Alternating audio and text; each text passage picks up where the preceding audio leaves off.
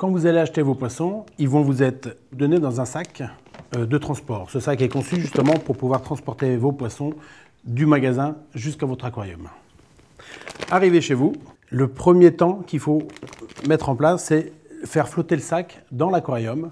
Vous allez permettre à la température du sac de se mettre à la même température que l'aquarium. Il faut laisser le sac immergé dans l'aquarium pendant une bonne vingtaine de minutes. Si vous pouvez un peu plus, faites-le.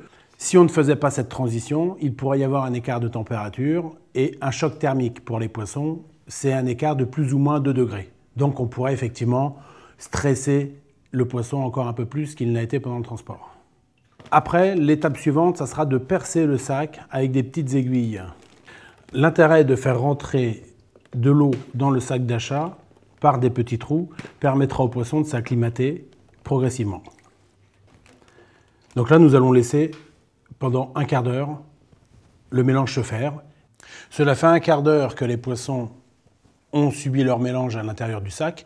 On va pouvoir maintenant les introduire dans l'aquarium. Alors pour ça, on va ouvrir le sac. Et nous n'allons pas vider le sac dans l'aquarium, parce qu'il s'agit d'une eau de transport. Elle peut être un petit peu polluée, un peu chargée en détritus de poissons. Mais nous allons donc pêcher les poissons dans le sac et les introduire dans l'aquarium directement. Donc là, j'ai choisi des platies, qui sont des poissons très résistants et qui ont une reproduction facile.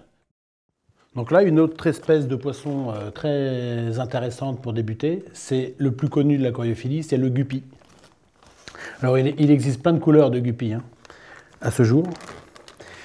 Et là, nous avons mis des mâles, là, parce qu'ils sont très colorés. Et nous mettrons les femelles lors d'un prochain achat.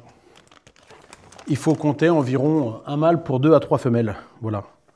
Ces poissons-là s'appellent des corydoras. C'est des poissons qui sont des poissons dits de fond.